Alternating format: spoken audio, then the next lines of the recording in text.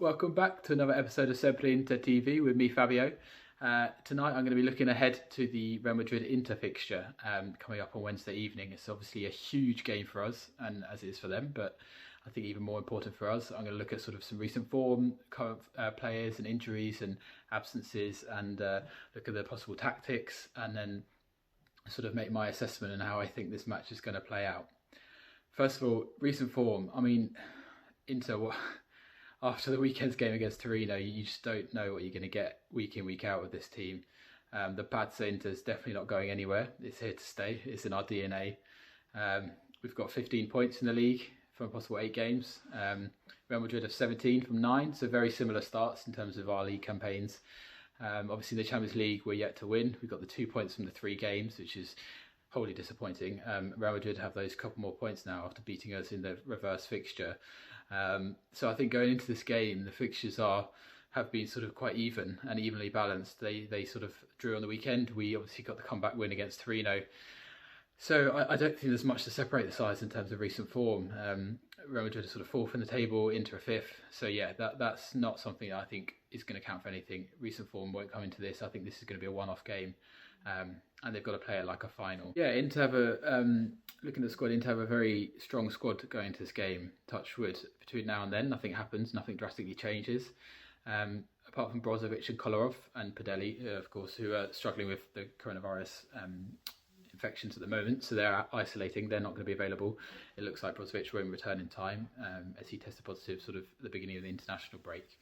Other than that, Sensi, typical glass man, it seems to be on his way back, but again, I can't imagine we'll see him on the pitch against Madrid. But other than that, the squad is pretty strong. We've got sort of everyone we want in every position for this game. Lukaku back, Skriniar back in defence that we didn't have last time out against Madrid. So I think that's going to really count for something. And equally in the reverse, on the reverse side of the pitch, Madrid are struggling with some injuries and COVID cases in their squad. Luka Jovic tested positive, so he's out.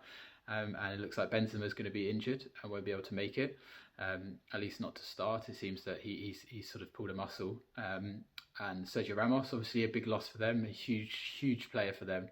I think I saw a stat something like one in 9 games they've won without him in the Champions League, and the rest they've drawn or lost. So he makes a huge difference both as a personality and scoring goals, as we saw against him in the reverse fixture. So I think it's going to count for a lot, but as we know from last year when we played against the Barcelona B team, that doesn't mean anything. And Inter have got to go for the win in this game.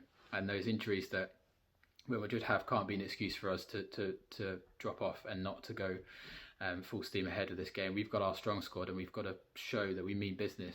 So, I mean, with those absences in mind, it looks like Real Madrid will sort of go for the classic 4-3-3, but they might use Mariano Diaz up front. He's the only recognised forward they've got in the squad now.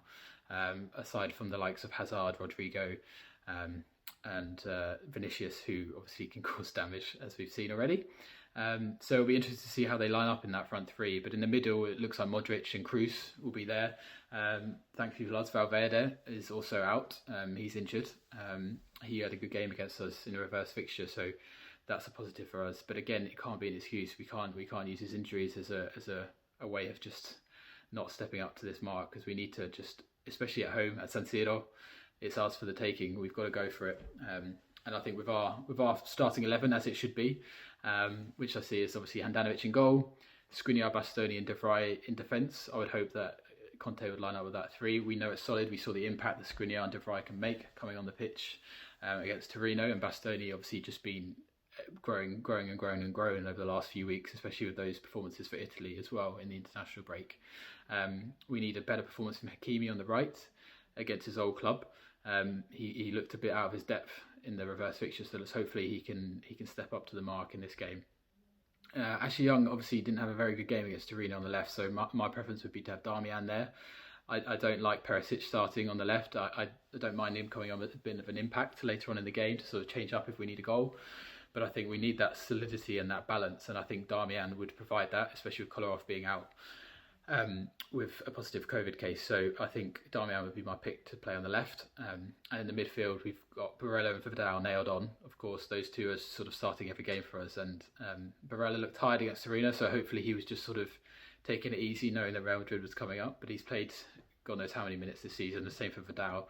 And unfortunately, the way the Eriksen situation is playing out, it doesn't look like we'll see him.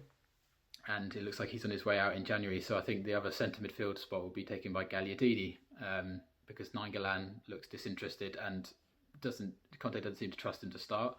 So I think we'll see, which I don't particularly like, but I think it will be Gagliardini, Vidal and Barella to start in the midfield, and then hopefully the Lukaku and Lautaro will rejoin up front, as we saw that connection so deadly. It always was last year, and they're sort of hitting their form. Lautaro's back on the scoring sheet every game. Lukaku obviously turning that game around for us, and then to bring Sanchez on later in the game, as things are sort of moving along hopefully in our positive direction, then that's a huge plus for us. So I think that will be our starting 11, and I think with that 11 out there, I think we can really challenge for this game, especially with Madrid depleted and sort of down to their bare bones. I think we've got a good chance of winning this match. So going on to my sort of predictions for the game, I think there's going to be something crazy in this game. The Champions League and us, there's something about it that just isn't ever to script. I think we'll concede. We tend to concede every game at the moment. But I do, maybe it's the optimist in me, but I do see us getting through this and actually pulling off. After that comeback against Torino, that last half an hour, the first 60 minutes, forget about it. That we're going out of the Champions League if that's how we play. But that last half an hour, that drive, that passion, that fight, that's what Conte wants from his teams, and that's what Inter is about. And I think if we can bring that to this game at home at San Siro against Madrid, I think we can challenge this, and I think we can win 3-2 perhaps, reverse the fixture that we got in the last result. And you can't even comprehend how important that would be in terms of points for the group. So it would put us on 5 points, one above Real Madrid with 2 games to play. And depending on the result in the Mönchengladbach and Shakhtar Donetsk game, we could be joint top, or we could be sort of 1 point behind, 2 points behind. So we'll be in with a shout, and it'll be in our own hands, because if we could win 1 or 2 of our last games, we would definitely be in the driving seat of getting one of those qualifying spaces.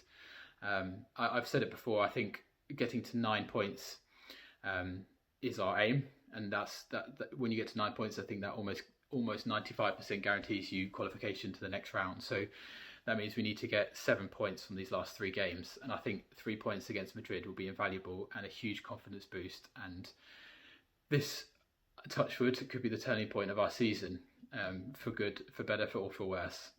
But hopefully it's for the better. Forza Inter.